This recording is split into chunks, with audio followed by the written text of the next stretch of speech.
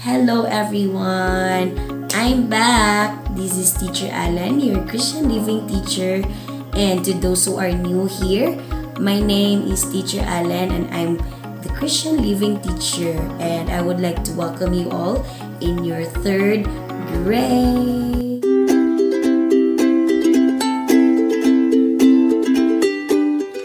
Okay, so for today's video, it's quite long because I'm going to introduce to you your new book in Christian Living 3.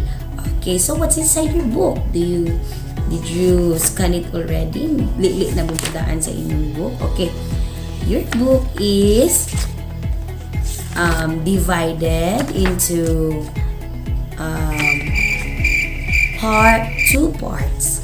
The first part of your book is the Old Testament stories. So what's inside Old Testament stories? Here we will be talking about two foreigners learn about God. Maghiskuta about sa two foreigner. That would be Balaam and Rahab. Okay.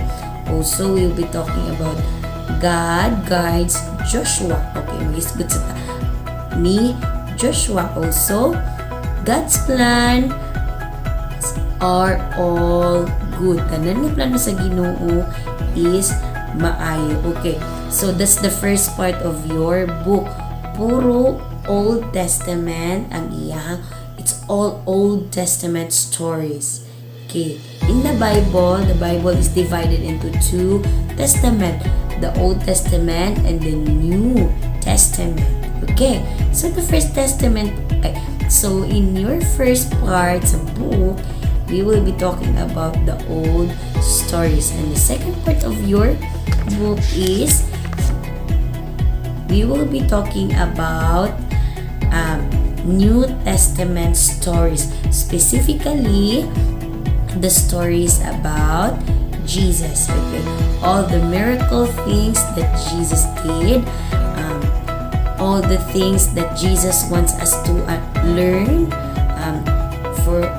for us to be a good individual, mga lesson nga angay natong katunan aron mahimot ang mga bata nga mga buutan. So that's the things that we're going to learn from this book. Okay, so I'm so excited to talk about it, all the stories from Old Testament to New Testament. And anyways, children, in the first part of your book, it's a continuation of the story from grade 2. Katong story na to from grade 2 ato to siyang i-continue, di ba? Nag-travel sila adto very long from Egypt. They traveled far. That's why we have a stories from the burning bush, the manna, katong pag-provide of food ni God, making manna and meat. Oh, di ba? Remember that? God gave them water. Katong nag-give of water si God sa ila. Katong gibunalan og staff ni Moses ang bato. Okay, mo to ang journey nila going to Canaan. Canaan is the land of promise. Mo na ang i-promise sa Ginoo nga puy-an sa mga Israelites. Okay? So, it's a continuation of our story last year. Okay? But, in this lesson, for this week lesson, we will be talking about one foreigner. Oh, diba? Two foreigners learn about God. Okay, we'll be talking about the first foreigner. Oh, and this is the story of Balaam wants his own way. Kana, we will be talking about repentance in this lesson. Okay? Repentance. Why is it that repentance? Because the story we're going to learn from this week is about someone who is doing bad and then iyang gi-correct ang iyang wrong nga gibuhat, and that is Balaam. A servant of God is able to place blessing and curse to someone. Okay, that is why he is being called by the king of Moab, and that's the reason why we have to watch this video.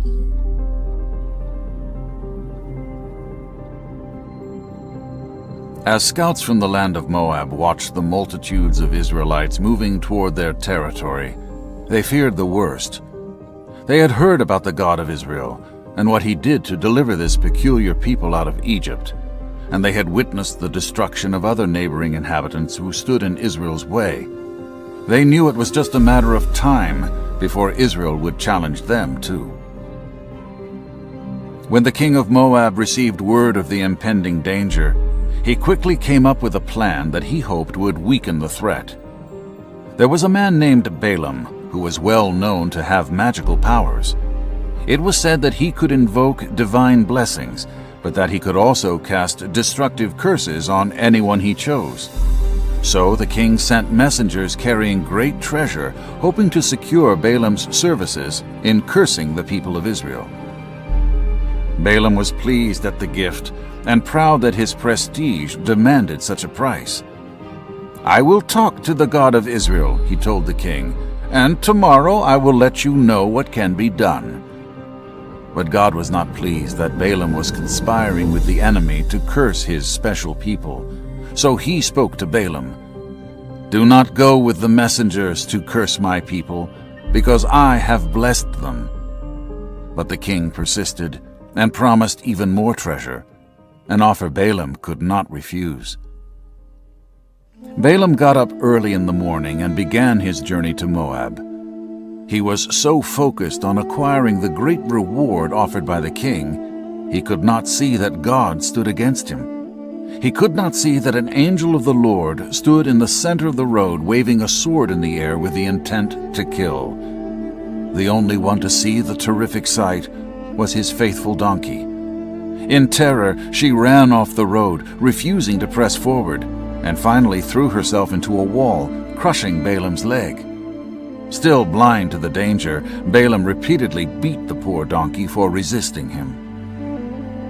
Finally, the donkey collapsed to the ground in despair, hopeless to communicate the threat to her master. But just then, God performed a miracle and gave the abused creature the ability to speak her mind. "What have I done to you that you would mercilessly beat me this way?" she cried out. Balaam, still blinded by gain and now further blinded with anger, spoke back to the donkey. "Because you mock me," he said. "If I had a sword in my hand, I would kill you right now." The donkey continued her plea. "In all the years you have ridden me, have I ever once done anything like this?" The mad sorcerer thought for a moment, then replied, "No." All at once, God opened the eyes of Balaam, and he saw the angel standing in his way, sword in hand, ready to kill. He fell on his face to the ground. The angel spoke to him. "Why did you continue to beat on your donkey?